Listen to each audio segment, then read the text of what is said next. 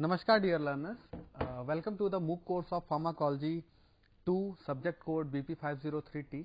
I am Dr. Sardindu Kumar Mishra, Associate Professor in the Department of Pharmacology at Ramesh Institute of Vocational and Technical Education, Greater Noida.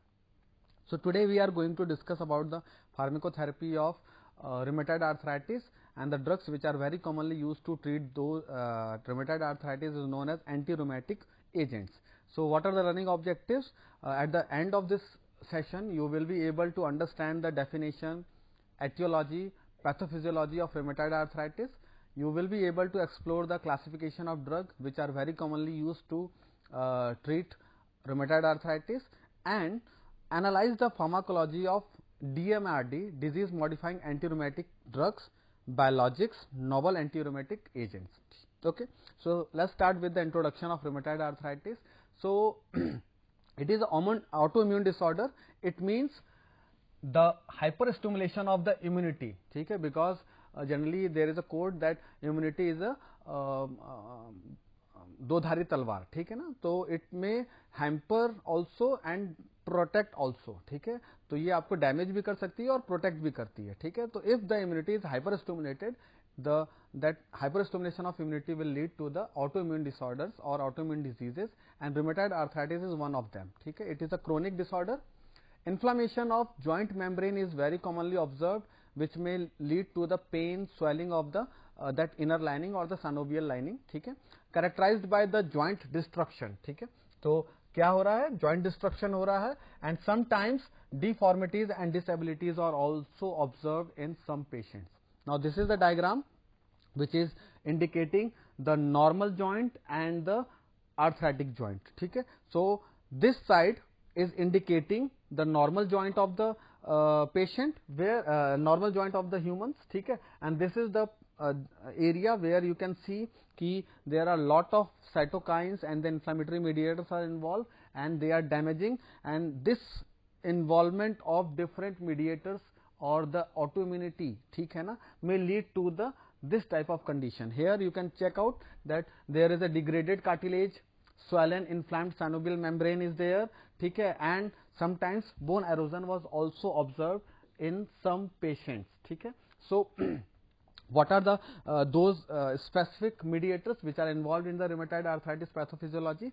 So generally osteoclasts are there, fibroblasts are there, macrophages, dendritic cells, T cells, plasma cells, B cells, sometimes mast cells are also involved for the pathology of this RA, and hyperplasia of the synovial lining is also seen as a etiologic factor in the RA patients, ठीक है. Now what are the symptoms and the etiology of RA, ठीक है. RA is the abbreviation which is used for the rheumatoid arthritis, ठीक है. Okay, now etiologic factors, if we talk about what are the etiologic factors, so autoimmune disease is the first point, यानी hyperstimulation or hyperresponsive immunity is the main reason behind the RA. Sometimes infection or the trauma accident is also seen, and which may lead to the, you can say, the stimulation of immunity. Involvement of human leukocyte antigens, also known as HLA, ठीक है, DR4, ठीक. This may this is a antigen which is generally stimulate the T cells and the MHC, major histocompatibility complex, ठीक है. Hyperactivation of T lymphocyte is also a etiologic factor which is very commonly seen in the patient of the RA. Now what are the symptoms which are observed in the patients of the rheumatoid arthritis? तो fatigueness is the first one, थकावट आपको ज्यादा देखने को मिलेगी. Now weight loss is the second one, stiffness of joints, swelling in joints, bone tenderness, and sometimes joint pain is also observed in the RA patients, ठीक है. तो let's discuss and elaborate the pathophysiology of RA. rheumatoid arthritis का हम क्या करेंगे, pathophysiology समझते हैं कि एग्जैक्टली हो कैसे रहा है, ठीक है. तो हम स्टार्ट करेंगे the first step is the exposure of person with environmental factors और some genetic factors also, you can say, ठीक है. तो एनवायरमेंटल फैक्टर्स एक्सपोज हुआ, कौन कौन से एनवायरमेंटल फैक्टर्स हो सकते हैं? पैथोजेंस हो सकते हैं, माइक्रोब्स हो सकते हैं, स्मोकिंग हो सकता है. अगर हम जेनेटिक फैक्टर्स की बात करें तो specially human leukocyte antigen DR4 PTPN जो है वो भी यूज, और कभी कभी PAD14 जो है वो भी इन्वॉल्व होता है.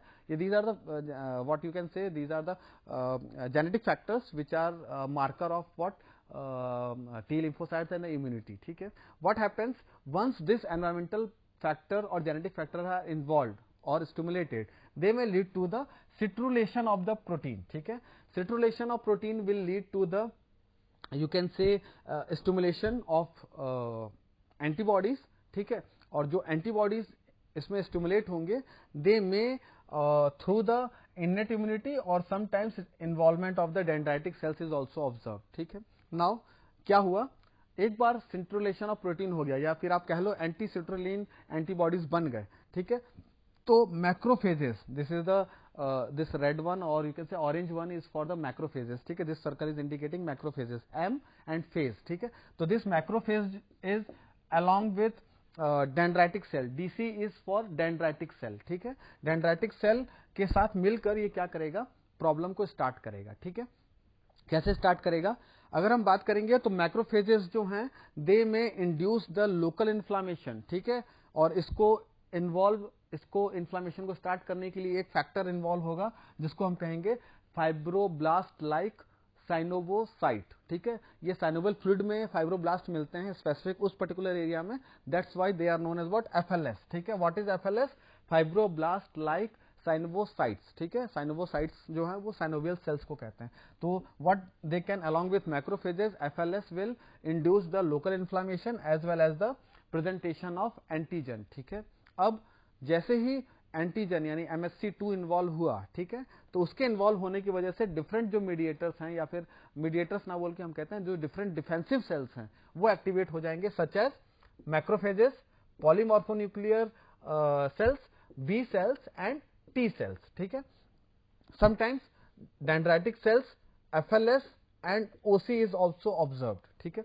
अब what these cells can do, तो these cells can show the osteoclastic activity. Now there is a term osteoclast and osteoblast. ठीक है. तो जनरली जब हम osteoclast वर्ड यूज करेंगे तो C का मतलब कट. ठीक है. C फॉर कट हो गया. हाँ. तो जो बोन्स को डिग्रेड करें दो cells are known as osteoclast, और जो सेल्स को बनाएंगे, ठीक है, the cells which form the bone are known as what, osteoblast. तो याद रखने के लिए आप C और B को याद रखो. C का मतलब हो गया कट करना और B का मतलब हो गया उसको बनाना. ठीक है. तो ब्लास्ट है तो बना रहा है, क्लास्ट है तो कट कर रहा है. ठीक है. Now what happens, now this dendritic cell, अच्छा ये पूरी जो कहानी है this is happening in the synovium. ठीक है. ये साइनोबियम जो है वो जॉइंट के अंदर का पार्ट है जहां पर एक फ्लूइड भरा रहता है. That fluid is known as what, synovial fluid.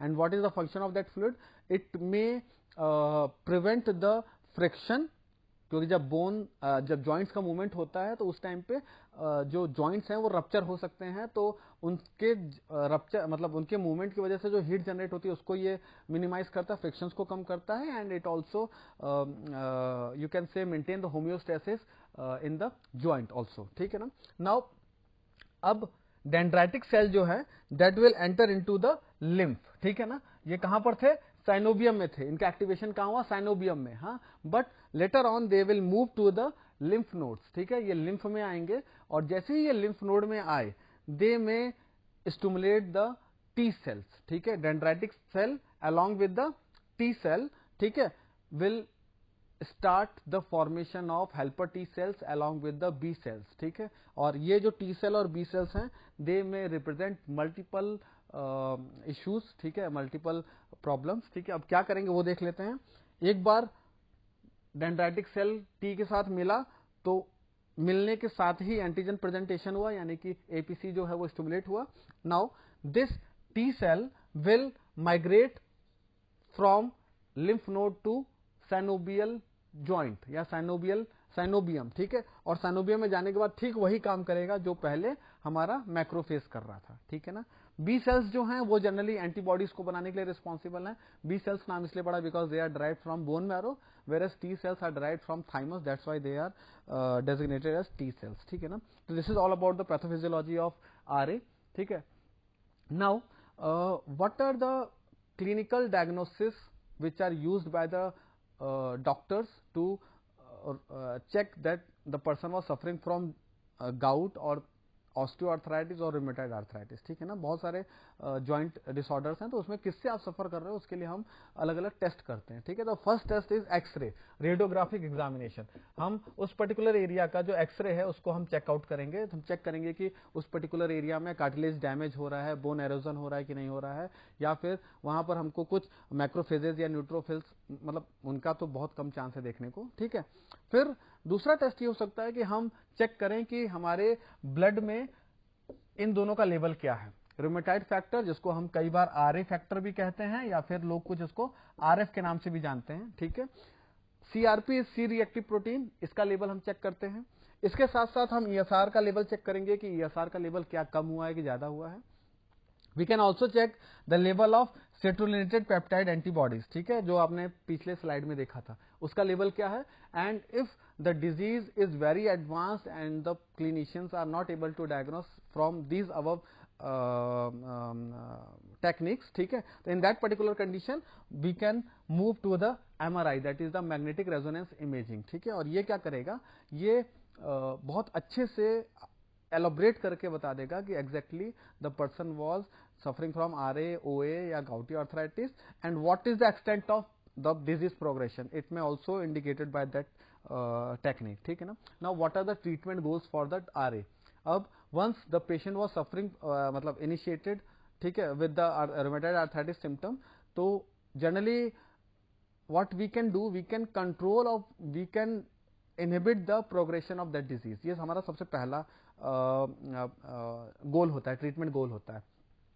Second is to prevent the loss of function, ठीक है, यानी जॉइंट्स हैं एंड जॉइंट्स का जो मेजर फंक्शन है वो क्या है, मूवमेंट करना, ठीक है। तो अगर एक बार आपके जॉइंट्स एरोड होने लग गए, आपका बोन एरोड होने लग गया, तो इसकी वजह से जो मूवमेंट है, जो फंक्शन है, वो गायब हो जाएगा, ठीक है। तो उस फंक्शन को प्रिवेंट करना है, लॉस नहीं होने देना है, ठीक है। हम डिक्रीज करेंगे पेन को, हमको पेन भी एक फैक्टर पे ध्यान रखना है। अगर the person was complaining about that he is suffering और he is having pain in their joints, तो वहां पर हम पेन किलर्स यूज करेंगे, एनेसेड्स यूज करेंगे। यहाँ पर quality of patients life is also a concern by the clinicians to maintain the quality of patients life, ठीक है ना। And maximum of the NSAIDs and the DMRD which are used for the treatment of RA having a side effect. So इसको भी हम ध्यान रखेंगे कि हमें कम से कम साइड इफेक्ट के साथ मैक्सिमम थेरेपेटिक इफेक्ट को ले आना है, ठीक है। इसको आप समझ लीजिए, ठीक। Now let's discuss the classification of the agents which are used for the treatment of rheumatoid arthritis. The first line therapy is NSAID, non steroidal anti inflammatory drugs, ठीक है। इनको अगर हम बात करें तो इसमें जो जनरली यूज होने वाले ड्रग्स हैं, जो हम बात करते हैं, तो Brufen is the first choice of drug and generally these are used in high concentration, high doses, ठीक है। इनको कम डोज में नहीं यूज किया जाता है, ठीक है। The second class is DMARD. DMARD is for disease modifying anti rheumatic drugs, ठीक है। Once again I am repeating, it is disease modifying anti-rheumatic drugs, ठीक है। They are the drugs which are specifically made for the treatment and the prevention of arthritis, ठीक है ना। They are the you can say first line of treatment if we want to because NSAIDs are the drugs which can only prevent the inflammation and the pain, ठीक है ना। But अगर हम बात करें कि एग्जैक्ट सचमुच की जो ड्रग है जो ट्रीटमेंट में यूज की जाती है, तो it is DMRD. Now we have some you can say newer molecules which are comes under category of biologics. Biologics, ठीक है। Biologics क्या हो गया, Biologics are the agents which are prepared by the recombinant DNA technology, ठीक है। इनको हम monoclonal antibodies भी कहते हैं, and they are a very you can say a good choice of drug for the treatment, ठीक है। Now अगर हम बात करें तो steroids having a good application in the what disease progression, ठीक है। It can prevent the disease progression along with the flare reduction, ठीक है। तो अब हम वन बाय वन इनको डिस्कस कर लेते हैं। तो start with the DMRD because we have a very lot of sessions for the NSAID, so हम यहाँ बस उनका छोटा सा एक आउटलाइन लेंगे, बट जो हमारा मेजर क्लास है उसके ऊपर बात करते हैं। तो disease modifying anti rheumatic drugs में दो क्लासेस डिवाइड होती हैं. The first one is known as non biologics and the second one is the biologics.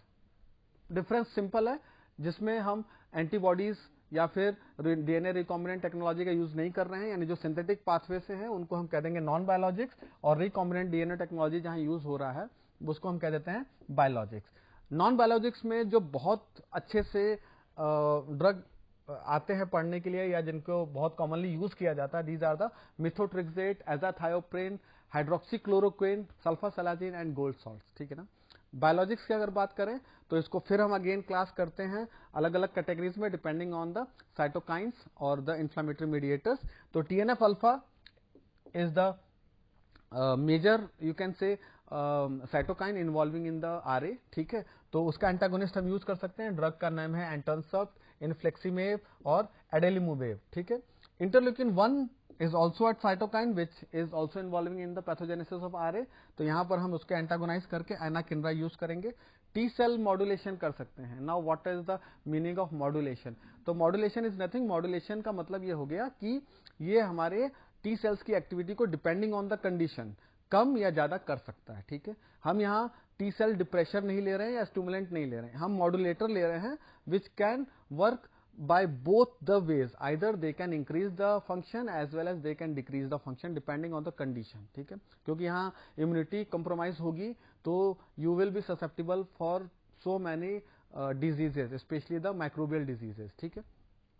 B lymphocyte डिप्लीटर भी यूज कर सकते हैं हम लोग. इसमें जो एग्जांपल है that is the rituximab. NSAIDs में अगर हम बात करें तो aceclofenac is the choice of drug, naproxen, piroxicam and etoricoxib. ठीक. एंड कॉर्टिकोस्टेरॉइड्स में बहुत कॉमनली यूज होने वाला जो ड्रग है that is the prednisolone, methyl prednisolone and the triamcinolone. ठीक है ना. नाउ एक चीज यहां समझ लेते हैं कि जो बायोलॉजिक्स होते हैं because they are made by the recombinant DNA technology, तो इनके साथ कुछ इश्यूज भी होते हैं जिनको हम आगे आने वाली स्लाइड्स में एलोबरेट करेंगे. ठीक है. एनिसेट फर्स्ट लाइन ऑफ ड्रग है, ये मैंने पहले बताया आपको. Now what is the function or what is the mechanism? They can symptomatically relieve the pain, especially morning stiffness and the swelling, but they does not affect disease progression. ठीक है, इसको याद रखेंगे. COX-1 COX-2 पाथवे के through काम करेगा, ये आप सब जानते हैं. नॉन सिलेक्टिव COX-2 इनहिबिटर की अगर बात करें तो हम we can go with the naproxen, piroxicam, aceclofenac, but when we want to target only COX-2, for that we can use etoricoxib and celecoxib. But still, if the patient having a comorbidity or you can say CVD, cardiovascular disease, तो यहाँ पर हम COX-2 को सोच समझ के चलाएंगे, under supervision चलाएंगे. नाउ एडवर्स इफेक्ट्स की बात करें तो GI bleeding, rashes, hepatotoxicity and abdominal cramps are seen in the patient who are on NSAID therapy. Corticosteroids are the agents which can use in low doses and for short duration also. ठीक है ना. What is the function of corticosteroid? They are very good anti-inflammatory agent. अगर आपको याद हो तो जब हम एर्जिडोनिक एसिड पाथवे पढ़ रहे थे तो हमने देखा था क्या कि फॉस्फोलिपिड से बना एर्जिडोनिक एसिड और इसको कैटेलाइज करने वाले जो एंजाइम था उसको हमने कहा था फॉस्फोलाइपेज A2, और इस फॉस्फोलाइपेज A2 को ही इनहिबिट करता क्या हमारा स्टेरॉइड्स. ठीक है, तो ये याद रखना आप. स्टेरॉइड कहां पे काम कर रहा है? PLA2 के ऊपर काम कर रहा है. They can slow down the joint destruction और the rate of joint destruction, act as a bridge therapy along with the DMRD. So अगर हम बात करें what is the rational of steroids in the patient, ठीक है ना, तो DMRD के साथ अगर आप चला रहे हो तो it is a very good therapy. ठीक. Intraarticular injection is the most common route of administration, specially डाइमेक्लॉन, डेक्सामिथासोन. ठीक है, और इसको हम जॉइंट्स में ही इंजेक्ट करते हैं. ठीक. Now what they can do, they can inhibit the clonal proliferation of helper T cells. ठीक है, यानी कि जो टी सेल्स है, हेल्पर टी सेल्स है, उनका जो प्रोलिफरेशन हो रहा है उसको ये क्या करता है, कम कर देता है. ठीक है, और इसकी वजह से इंटरल्यूकिन 2 जीन का ट्रांसक्रिप्शन भी कम हो जाता है. It also mediates augmentation of TNF alpha and interleukin, यानी कि इंटरल्यूकिन और TNF अल्फा बनाने वाले प्रोटीन का प्रोसेस जो है उसको भी ये क्या करता है, स्लो डाउन कर देता है या फिर एकदम इनहिबिट कर देता है. साइड इफेक्ट्स की बात करें तो generally the people who are on steroidal therapy have a tendency to develop hyperglycaemia और ऑस्टियोपोरोसिस, ठीक है। इसलिए स्टेरॉइड्स जो होते हैं वो शॉर्ट ड्यूरेशन के लिए चलाए जाते हैं with the low dose. Now DMRD does not act as an analgesic and they have no connection with the COX inhibition. They inhibit the inflammatory process in arthritis, but generally they are not used in some other inflammatory problems. Okay? They can reduce the inflammatory mediators such as interleukin, TNF alpha. It preserves the structure and the function of joints and require rheumatologist for treatment. It means there, if you want to go with the DMRD, you have to consult with a medical expert, especially the rheumatologist is the specialization. वो जो doctors होते हैं उनको हम rheumatologist कह देते हैं, या फिर ऑर्थोपेडिशियंस जो हैं उनको उनके साथ हम जाते हैं, ठीक है, और उनके सुपरविजन में ही DMRD चलाना होता है। अपने मन से OTC ड्रग की तरह इसको यूज ना करें। Methotrexate is the first choice of drug, ठीक है, and it is very commonly used and it acts on the folate pathway, ठीक है। फोलिक एसिड का जो पाथवे है, जो फोलिक एसिड बनता है उस पाथवे पे काम करता है ये। What it can do, it inhibit the folate reductase, ठीक। फोलेट रिडक्टेज को इनहिबिट करने की वजह से हमारा जो डाइहाइड्रोफोलेट जो टेट्राहाइड्रोफोलिक एसिड बन रहा था वो नहीं बनता है, या फिर आप कह लो फोलिक एसिड नहीं बनता है। अब इसके अलावा ये लिम्फोसाइट प्रोलिफरेशन के ऊपर काम करता है, उसको इनहिबिट कर देता है, और साथ साथ में साइटोकाइंस का प्रोडक्शन को भी स्लो डाउन कर देता है। It can prevent the chemotaxis of neutrophils, decrease the production of pro inflammatory cytokines, ठीक है। Now this is the mechanism of action. मैंने बताया आपको जनरली क्या होता है। Folic acid is the basic precursor molecule for the synthesis of DNA, ठीक है, और फिर डीएनए से आरएनए, आरएनए से प्रोटीन बनेगा। हाँ, तो ये लंबा पाथवे है। तो फॉलिक एसिड जो होता है it will convert into the dihydrofolic acid in the presence of dihydrofolate synthetase और dihydropteroid synthetase। फिर ये convert होता है tetrahydrofolic acid in the presence of dihydrofolic acid reductase, ठीक है।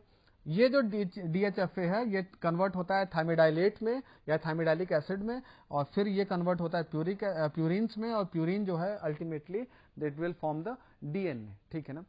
तो where methotrexate can work out, ठीक है। तो generally methotrexate can inhibit the DHFA reductase, मैंने जैसा प्रीवियस स्लाइड में बताया, but the inhibition is irreversible, ठीक है। अगर वो DHFA रिडक्टेज को इनहिबिट कर रहा है, it means the binding will be covalent and it will not going to reverse, ठीक है। रिवर्सिबल पाथवे पे ये इनहिबिट कर सकता है थाइमिडाइलेट सिंथेटेज को, यानी थाइमिडाइलेट नहीं बनने देगा, ठीक है। And this is very commonly use in the cancer also, ठीक है। Now what are the adverse effects associated with the methotrexate? तो nausea, mucosal ulcer, hepatotoxicity, pancytopenia is seen with the treatment of methotrexate, but these side effects can be prevented by the use of leucovorin after the weekly dose of methotrexate. So please mind it, leucovorin is the drug which can be used to minimize these side effects. Now another drug is sulfasalazine. It is a drug which is very commonly used in irritable bowel syndrome, ठीक है, such as ulcerative colitis, and it has a property as anti-inflammatory, ठीक है।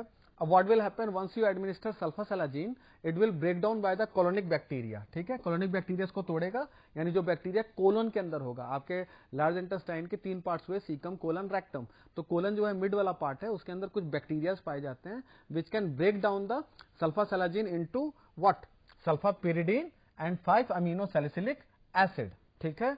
5 amino salicylic acid जो है it is a very good anti inflammatory agent, whereas sulfapyridine जो है वो free radical generation को क्या करता है, इनहिबिट करता है, जिसकी वजह से इंटरल्यूकिन एंड TNF अल्फा का एक्शन जो है वो कम हो जाता है। साइड इफेक्ट्स की बात करें, nausea, vomiting, skin rashes and leukopenia is very common side effect associated with the sulfasalazine treatment. Now hydroxychloroquine की अगर हम बात करें तो हाइड्रोक्सीक्लोरोक्विन अभी आपने रिसेंटली नाम सुना था। It is very commonly use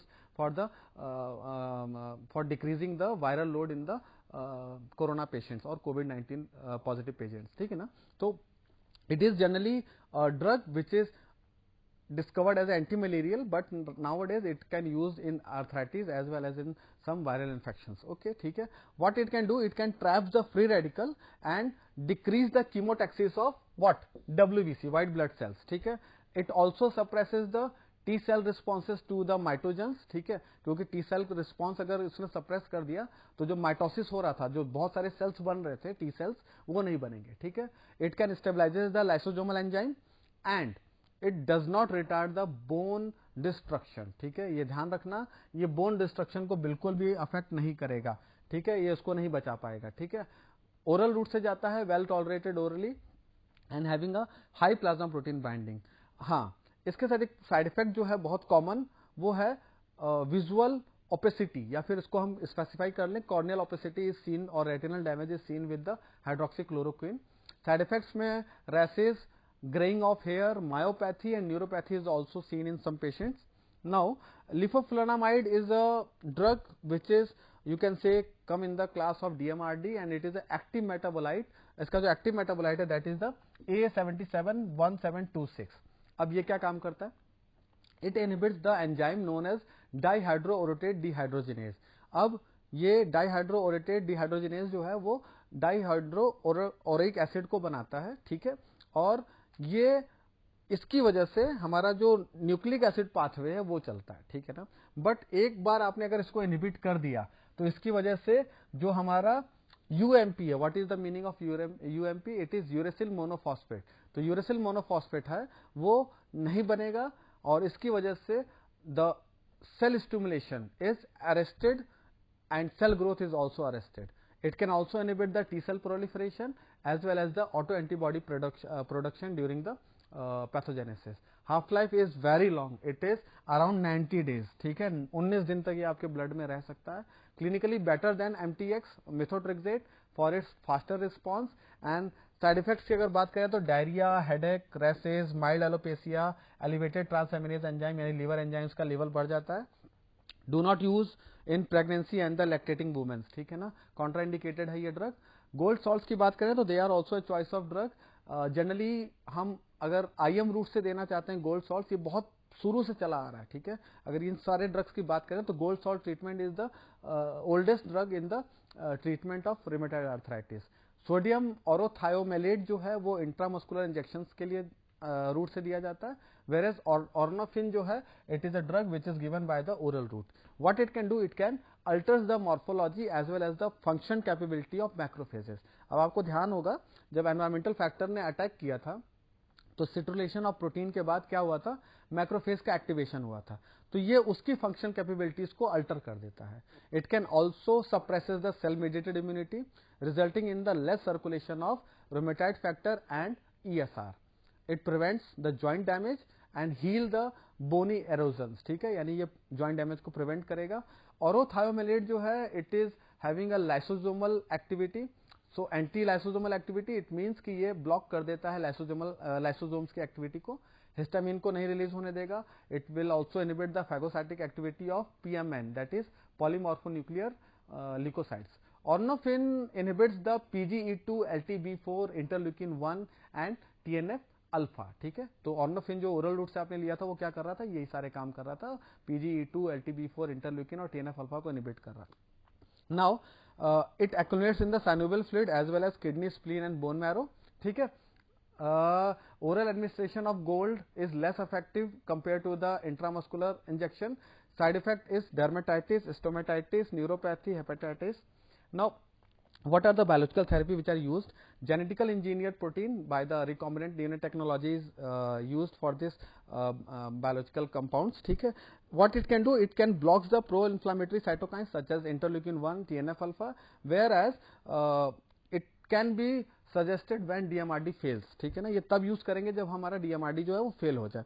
Interleukin 1, TNF alpha stimulated synovial cell producing collagenase which can degrade the cartilage as well as the increase the bone resorption, ठीक है ना. यानी बोन और कार्टिलेज के डैमेज को ये डिग्रेडेशन को स्टिमुलेट कर देता है. Now TNF alpha antagonist. तो TNF अल्फा एंटागोनिस्ट का एग्जांपल है etanercept, infliximab, adalimumab. What it can do? It can blocks the TNF alpha action, ठीक है. अब कैसे काम कर रहा है? तो जब हम एंटरसेप्ट देते हैं तो it can competitively inhibit the TNF alpha receptor. ये बाइंड करता है TNF अल्फा रिसेप्टर से और वहां बाइंड करने के बाद ये डिक्रीज कर देता है उसके प्रोडक्शन को TNF अल्फा बीटा के, और इसकी वजह से ये एंटी इंफ्लेमेटरी प्रॉपर्टी को इंड्यूस कर देता है. Now very commonly used in the patient who are suffering from the severe RA. It can be used with the methotrexate or without it. Spondylitis और सोरियासिस में भी ये इंडिकेटेड है, वहां पे भी यूज कर सकते हैं. इंटरल्यूकिन 1 एंटागोनिस्ट की अगर बात करें तो एनाकाइंड्रा जो है it is a drug and it can also bind with the interleukin receptor. Same वही पाथवे है, इंटरल्यूकिन रिसेप्टर से बाइंड करेगा, उसके एक्शन को डिक्रीज करेगा और फिर एंटी इन्फ्लामेटरी प्रॉपर्टी को इंड्यूस कर देगा. नाउ अगर हम बात कर लें टी सेल मॉड्यूलेटर, तो एप्टासेप्ट जो है it is a drug which can competes with the CD28 for binding CD80 and CD86 protein and prevents the T cell activation. Very commonly used in the RA where DMRDs fail. B lymphocyte depleters is a drug which is derived from bone marrow and stimulates the T cell, autoantibody and rheumatoid factor. Rituximab is the drug which is very commonly used. This is the mechanism of action. Rituximab can inhibit the CD20 antigen on B cells which will deplete the level of CD20 plus in B cell and sustain the depletion of circulating B cells. ठीक है, used in severe RA along with methotrexate and given through the IV route. This is all about today's lecture. This is references. Thank you for your patience listening. Thank you.